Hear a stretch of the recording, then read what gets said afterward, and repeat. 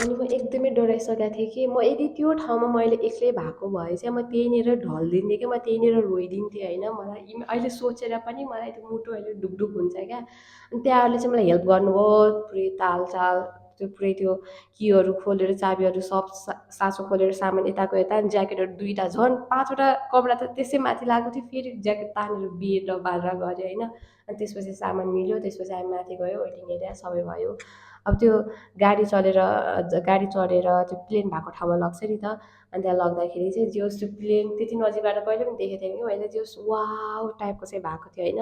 त्यसपछि चाहिँ मेरो चाइना साउदर्न एयरलाइन्स थियो र चाइनामा ट्रान्जिट थियो अनि भित्र चढियो एउटा साथीको चाहिँ अलिक अगाडि नै सिट थियो अनि अर्को चाहिँ हामी साइड साइडमै थियौँ कि नजिकै थियौँ होइन अनि त्यसपछि चाहिँ अलिक अप्ठ्यारो सिट चाहिँ थियो अलिक तर मलाई एकदमै थकाइ लागेको थियो अनि मैले सुनिँदै होइन तर अगाडि टिभीहरू स्क्रिनहरू चाहिँ केही पनि थिएन हेर्ने त्यस्तो चाहिँ अनि खानामा चाहिँ चिकन चाउमिन थियो मिठै थियो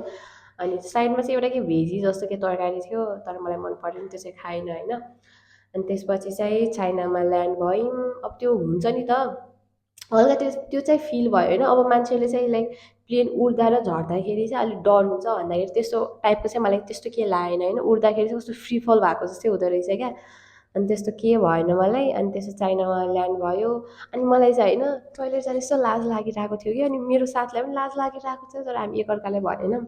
अब त्यसपछि चाहिँ चाइनादेखि सिडनी आउने प्लेन चाहिँ अलिक ठुलो नै थियो अनि त्यहाँ चाहिँ स्क्रिनहरू पनि त्यो सबै थियो होइन अनि हाम्रो सिट चाहिँ यो बेला चाहिँ अलि लास्टैतिर सँगै पऱ्यौँ हामी अहिले पनि तर साइड साइडमा सिट चाहिँ अलि लास्टै थियो कि प्लेनको होइन अनि त्यसपछि वासरुम जाम भन्यो उसले पनि अनि मैले पनि जाम भने होइन अनि गयो अनि त्यो लक चाहिँ गरेन कि हामीले किन डर लाग्यो नि त अनि अर्को पटक चाहिँ म गएँ एक्लै पानी यति धेरै खाएको थियो नि त जाँदै आउँदै जाँदै आउँदै जाँदै आउँदै त्यसपछि मेरो कन्फिडेन्स बिल्डअप भयो क्या आई क्यान डु इट भनेर तर आँच्ची नि आएको थियो तर म त्यो चाहिँ गर्न सकेन गाइस अनि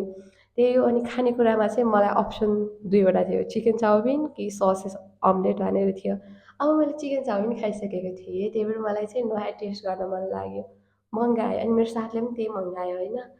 जब त्यो मैले ससेस त मैले नेपालको जस्तै हुन्छ भनेर ग्याममै टोक्दै आँटी यु द टेस्ट कस्तो सिरिङ्ग भएर आइरहेको छ मलाई